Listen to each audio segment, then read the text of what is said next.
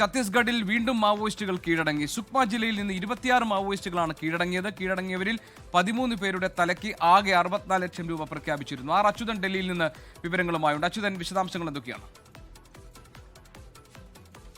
Maoist വിരുദ്ധ നടപടി ശക്തമായി നടക്കുന്നതിനിടയിലാണ് വീണ്ടും മാവോയിസ്റ്റുകൾ കീഴടങ്ങിയിരിക്കുന്നത്. സുക്മ ജില്ലയിലാണ് 26 മാവോയിസ്റ്റുകൾ കീഴടങ്ങിയിരിക്കുന്നത്. പുറത്തുവരുന്ന വിവരമനുസരിച്ച് ഇതിൽ 13 പേരുടെ തലയ്ക്ക് ആകെ 64 ലക്ഷം രൂപയുടെ പാരിതോഷികം പ്രഖ്യാപിച്ചിരുന്നു.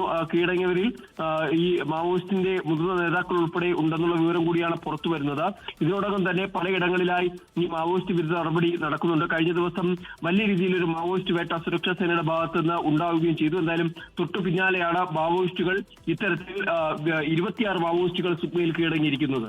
ലോകത്തെവിടെയായാലും ഏത് സമയത്തും 24 വാർത്തകളും ഓഗ്മെന്റഡ് റിയാലിറ്റി പാക്കേജുകളും എക്സ്പ്ലെയിനറുകളും വിശദമായി കാണാൻ ഞങ്ങളുടെ യൂട്യൂബ് ചാനൽ നിങ്ങൾക്ക് സബ്സ്ക്രൈബ് ചെയ്യാം.